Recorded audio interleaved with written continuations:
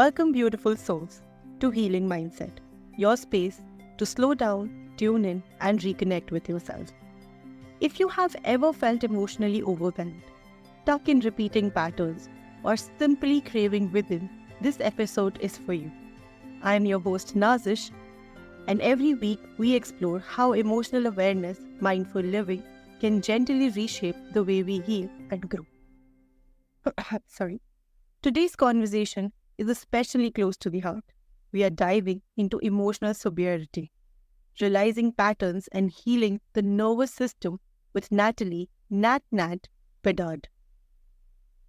Nat Nat is an emotional healing and nervous system guide who helps people release protective patterns, regulate their emotions, and come back home to their authentic selves. Through trauma-informed and self-rooted, she reminded us that healing isn't about perfection, it is about presence, compassion, and coming back into balance. Welcome to the show, Natalie. Thank you so much, and thank you for the introduction. I really appreciate the space that you're holding for your listeners. And, in a world where we want quick fixes, to do our work and our inner work can feel very daunting. So thank you for creating that space for others to do that healing and find that tribe. You're very welcome. And so Natalie, to start us off, for our listeners who are new to the idea of emotional sobriety, what does it really mean? And how does it differ from traditional idea of emotional regulation that we often hear about? It is emotional regulation. It's just that many of us don't realize that we numb ourselves from our emotions. So I use the word sobriety because people understand that it means going raw and, not taking any substances and being with reality. A lot of times when we're in reality and emotions getting invoked, we reach for something that will numb. Yet it's learning to do that regulation of that nervous system, being able to name what you're feeling in your body. A lot of times people will say the emotion that they're feeling, yet they're not even able to identify what does it feel like in your body. Is there a knot in your stomach? Is there tightness? Is there jittery? Do you feel to run? Or many different other sensations, so that you can start creating a safety in the body so that it doesn't always have to send up the signals, because emotions are information. It doesn't mean that they're truth. It doesn't mean that they make sense. They're sending some information that have context. And a lot of times it's very conflicting. So people think, well, if I do it this way, it's going to go A, B, and C. And that's not the way it is to be human. You could hold two conflicting things at the same time. It's not choosing one over the other. It's allowing there to be a spectrum. That is such a refreshing way to look at it.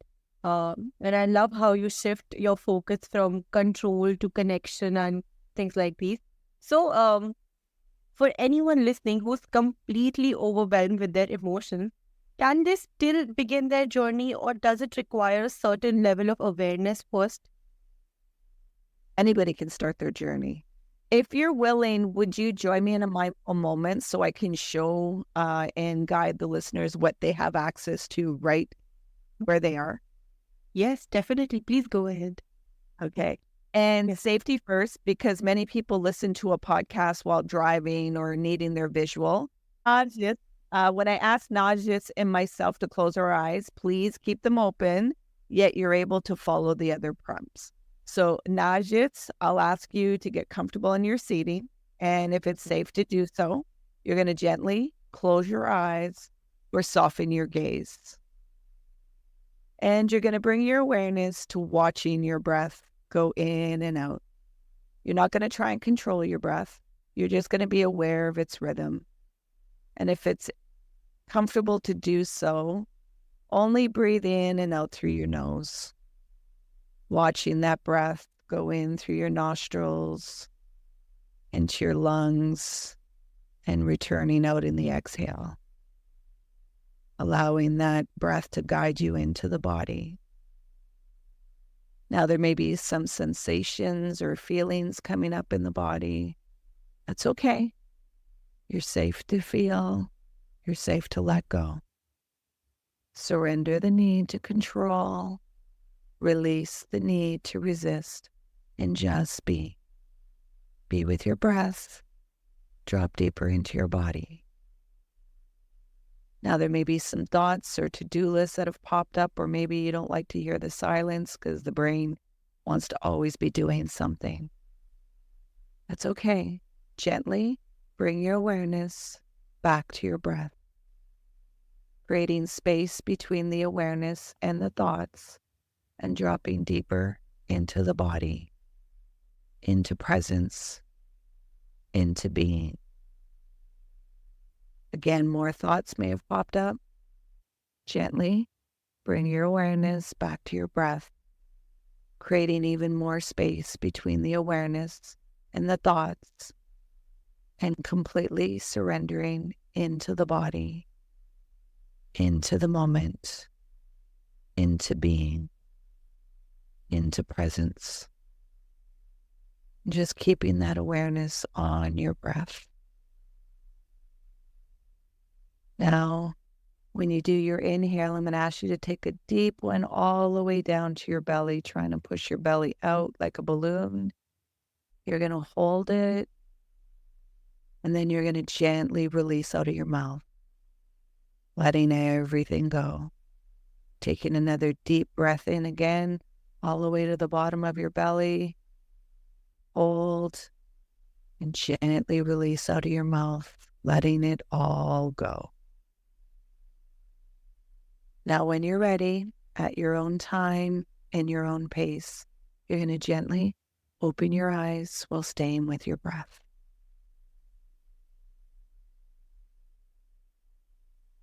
Wow, this was so amazing. Trust me, I feel good right now, listening to my breath, and then the way you were saying thoughts are going to come, and I was like, yes, they're coming. Back to breathing, back the focus to there, and then it feels like you feel better. Yeah, Energy around you gets better. it does. It does. And this is what everybody has access to. You know, our breath isn't something, unless you've been in a culture with that meditation, many people don't know anything about the breath, and you'll hear the statement about, don't tell me to breathe, don't tell me about my breath, yet it's the functioning of it. It's not the breath, it's the portal of where the breath brings you, that you can face what's going on internally. Yet many of us don't know how to feel and process our emotions. We haven't been given a space, and there's only certain emotions that are tolerable, but the other ones that are big and dense, we've been told not to feel them, they aren't right, or we were threatened by, if you're crying, I'll give you something to cry for, or if you're angry, I'll do something about it. So those kind of emotions didn't have the liberation to be processed and understood why they were coming up. So when they try to come up now, there's a lot of conflict that goes on, and then your nervous system is ramping up. So our breath is that portal to be able to identify what we're feeling internally and allowing there to be context and processing. Exactly. So that's profound. It reminds us that how true emotional balance isn't suppression, but mindful presence is required. I've heard you often talk about releasing protective patterns. I think a phrase alone stirs so much curiosity for our listeners. How do these patterns actually form, and why is it important to work with them consciously rather than just trying to fix ourselves? Well, it's having an understanding about your biology. Your nervous system has one function: don't die. So that's your human side. Many people, I'm thinking your listeners, know about the spiritual side. So the human side, it's the nervous system, the one function of don't die. So when we were young, if there were certain emotions or certain experiences, we intook it, and if we couldn't process, the nervous system created a script, a belief system to be able to recognize, don't feel that again because it feels like a threat or it doesn't feel good, because we didn't get contact. So more and more these belief systems, and it's almost like an operating system for a computer of how to function. So then they become patterns. So say, for instance, all of a sudden when you're starting to feel angry, you start yelling. And you know you don't want to yell anymore, yet it's just the default that it just emerges up and it just has to be thrown out there because anger is a very powerful emotion. Oh, it is. And many of us judge ourselves for that because it's like we should know better and we're supposed to be in peace and bliss. And it's like, well, it came up for a reason. You're overwhelmed your system.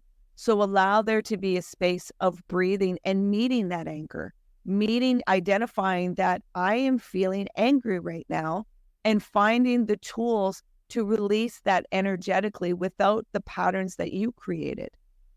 Because when we yell, we just offload, but we don't really inquire what caused it to come up, what is happening around me that is having this activation in my body. And that is the important part so that it can be integrated and transmuted. That is such a powerful way to describe. And then managing anger is actually a very important thing for us to learn for our healthy life. So, and for those who might not even realize that we are living by these patterns, what are some subtle signs you look out for in daily life? Well, you want to look out for, are you angry all the time? Are you yelling all the time? Are you numb all the time? Are you on the phone scrolling all the time? Are you avoiding people? Are you wanting to do something yet you're just not able to get it done?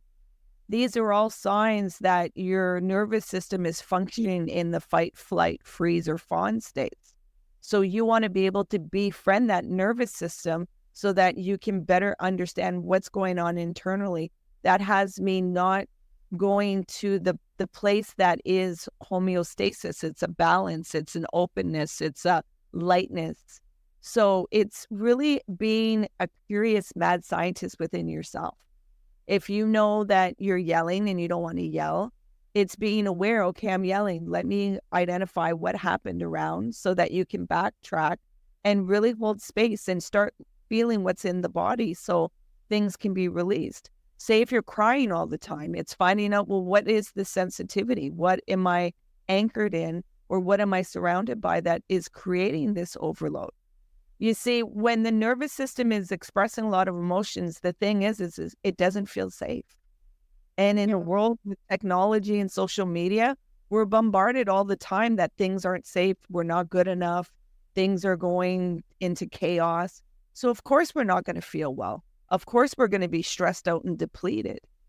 So it's not looking for big things. Everything that is present right now, you can work into better understanding your nervous system because that's the main root of it. That is the main root of it. And the way you mentioned it, like I feel like the awareness is the first step towards your lasting change. If you are aware about what you are doing, then the change is going to last for a longer time. Yes, exactly. Yeah. So I'd love to dive a bit deeper into something that really defines your approach, trauma-informed care. Yeah. For many of us listening who might not fully understand what that means, how does trauma-informed care shape the way you help people reconnect with themselves? Well, it's understanding that everybody's biology has a different perception. So say if I hear a fork drop, it may not bother me, but it may activate somebody where something bad happened or they were harmed. So it's really understanding how the biology and what the nervous system language is. So one thing that I help with my clients, because a lot of them have had significant trauma, is starting to be touching their body and being aware when the overwhelm happens, because trauma usually brings up an energy in there. So, or sometimes you disassociate because you're trying to protect yourself. So one good thing that your listeners can start practicing is putting their hand on their chest. And you can join me in that and just feeling that hand protecting your heart, protecting your chest, and allowing yourself to feel yourself being held by yourself and connecting in and connecting into Also allowing a space to witness what is the fear, what is the overwhelm, what are you actually feeling without it feeling like it's too much, without feeling like it's an inconvenience, that you can witness yourself. So you start bringing body awareness back so that that trauma can have a language, because trauma was there to protect you. It's very intelligent.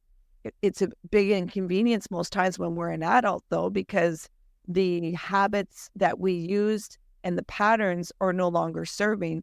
So we have to be responsible of how are we going to take charge of our behavior? How are we going to take charge of our inner state, of being accountable for us feeling well? And I think, I just want to mention that mental health doesn't mean that you're on a high vibe all the time. It means that when, ebbs and flows in life happens, that you have the ability to access your tools to move forward and be able to approach the chaos and not shut down, yet be able to have a slow and steady and allow context to come in. Because many times when we're activated and things aren't going our way, we don't allow context to come in. We're just black and white, all or nothing, where it's like, allow yourself to stretch, to allow context and allow this space to bring you into a response. That is such a compassionate way and grounded perspective. It really makes healing feel safe. Yeah. So, when we talk about integrating somatic awareness, the body-based connection, can you truly accelerate emotional healing for people on this journey?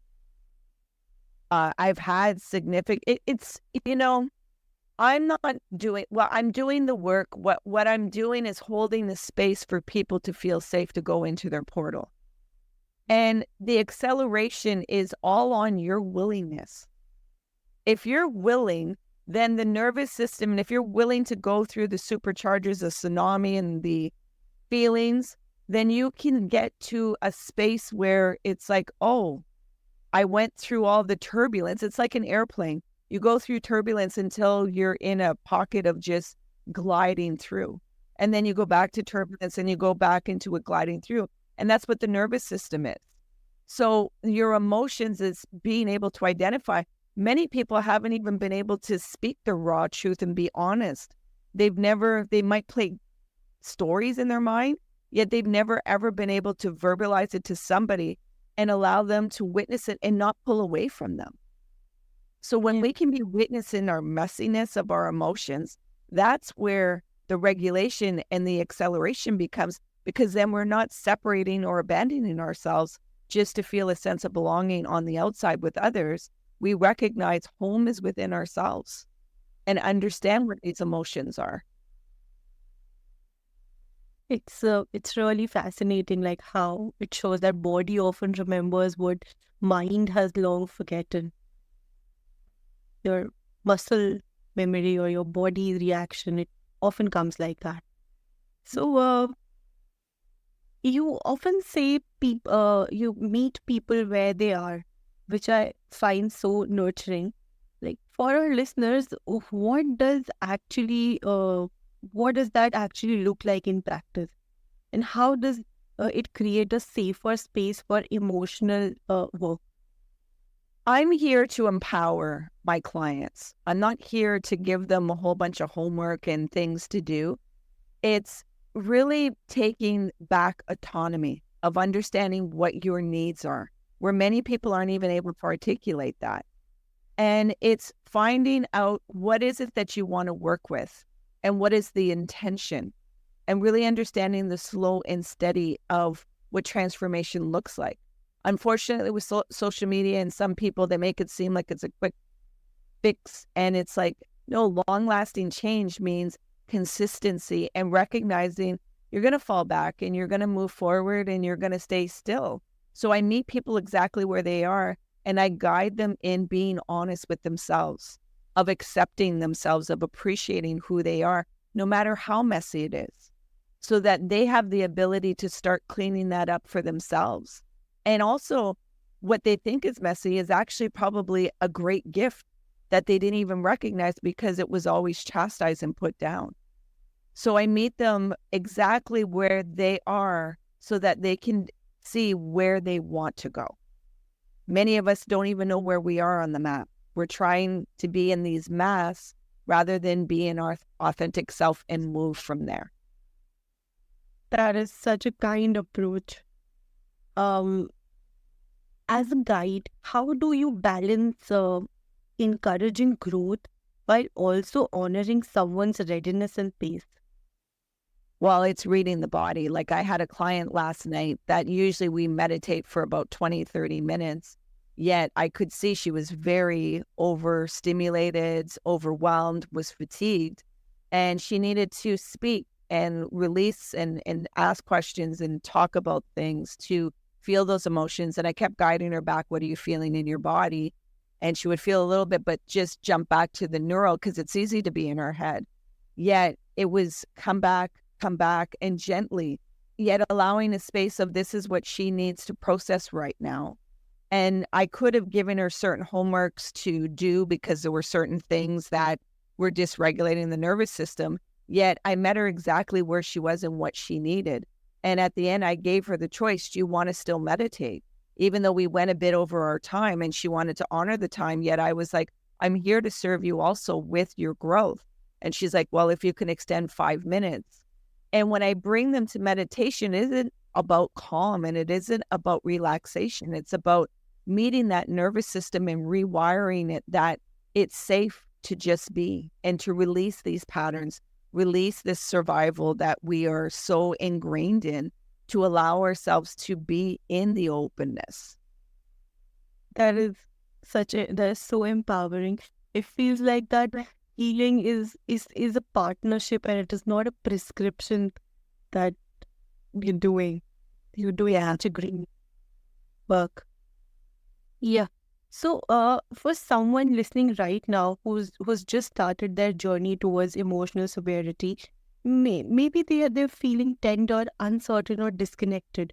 Like, what's one simple practice or mindset they can adopt today, or start reclaiming emotional freedom? Well, they can do the 2-minute meditation that we did in the conversation. Journaling is another great practice to start understanding what's going on in your head and how it doesn't make sense. They can come into a discovery call with me to see if working with me would work. So they can find me on liftoneself.com. I also have a podcast where I give a lot of different modalities, insights, and I interview guests. So that's Lift Oneself also. And I also have a workshop for the emotional sobriety, which they can find on the website if they really want to engage on this and better understand their biology and find some tools to use that practice. Yet, taking those moments to hold space for yourself, those are the most profound moments that we can just really recalibrate it and be back into reality and not in the suffering of what our mind is trying to control. However, that takes great discipline and practice to do that. But I want to encourage the listeners that every little moment that you do, you are growing. Definitely.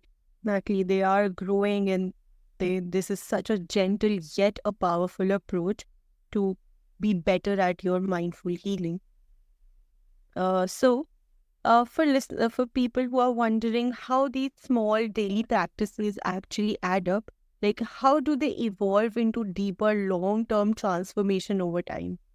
Well, they come to notice that before, when they would yell, they are no longer yelling, or when all of a sudden they were stuck in traffic, they'd be agitated. All of a sudden there's no more agitation. They start to notice how it feels within their body and in certain experiences. So they start to feel how their energy is different. And they see the accountability of what consistency looks like and honoring themselves.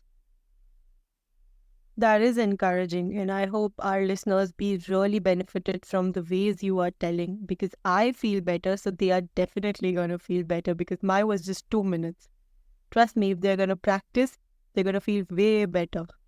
Yeah. Okay. So before we close, I know many of our listeners are definitely going to want to explore your work further. So how can they connect with you? As I mentioned, my website, liftoneself.com. That's liftoneself.com. They can come onto a discovery call and we can see if we're compatible with the working. I have the emotional sobriety on there that they can do the workshop. I'm also on all social media under Lift Oneself also, where I leave insights and meditations. My podcast has meditations and insights and guests. I've been doing the podcast since 2021, so I have like over 200 episodes. So there's something that they can find there. Also on my website, there's some meditations that they can go in, and I actually have a free gift for the 7 types of rest and also a meditation. So a lot of people think they know what rest is, but rest doesn't always mean sleeping.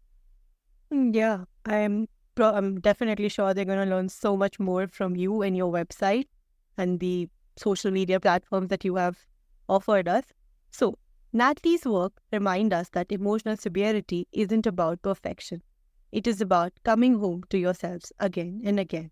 By releasing old patterns, turning into body, and cultivating awareness, we can live with clarity, calm, and authenticity. Take a small step today. Feel, observe, and honor your emotions as a gateway to real healing. This has been Healing Mindset with me, Nazish. Thank you for listening, and until the next time, stay gentle, stay grounding, keep evolving.